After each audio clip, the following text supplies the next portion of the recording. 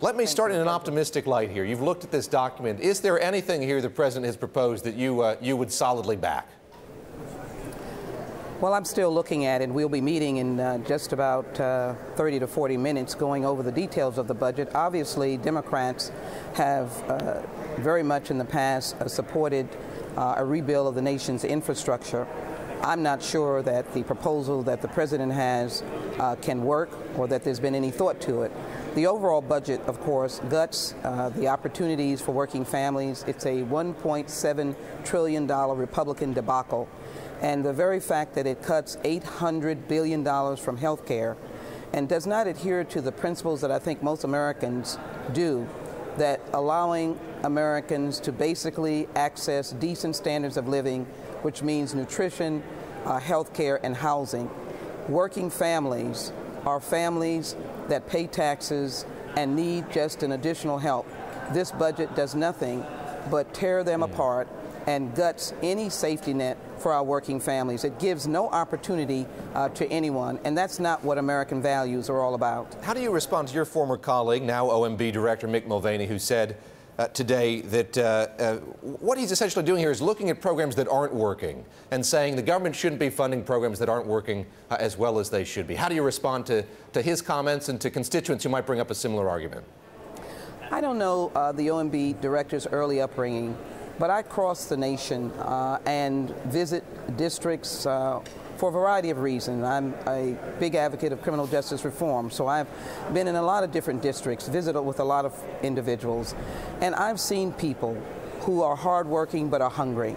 Does he think the SNAP program is revisiting a program and revising it that provides supplemental nutrition? Does he think Meals on Wheels? I stood with my Meals on Wheels effort in Houston, Texas, Interfaith Ministries. I delivered Meals on Wheels to senior citizens. Does he think that's unnecessary? I think it's shameful, and it's inhumane, it's cruel.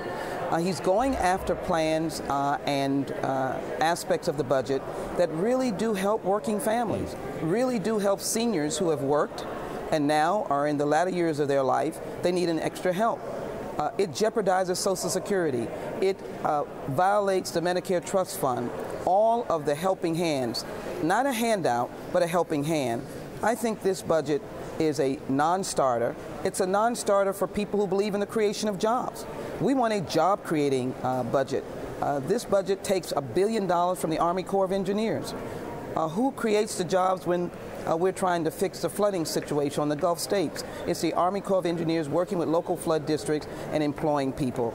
This particular budget is a very poor statement of the values of this nation. Very quickly here, what's the path forward? You mentioned you're going to be looking over it in committee a bit later. In 30 seconds, what are the next steps here for you and your colleagues on Capitol Hill?